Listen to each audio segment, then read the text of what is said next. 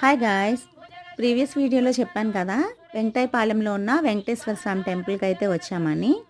Last వీడియోలో temple బయట ఎట్లా ఉంటుందో చూపించాను. ఈ వీడియోలో టెంపుల్ లోపల అనమాట. టెంపుల్ లోపల ఇలా జనాలు అయితే దర్శనానికి అయితే వెయిట్ చేస్తున్నారు. ఎందుకంటే దర్శనం అనేది ఒక హాఫ్ అన్ అవర్ అయితే ఆపేశారనమాట. 11:30 to 12 వరకు నైవేద్యం టైము. ఈ టైంలో ఎవరిని లోపలికి అయితే అలౌ చేయరు. ఇదంతా ఆలయం లోపల అనమాట.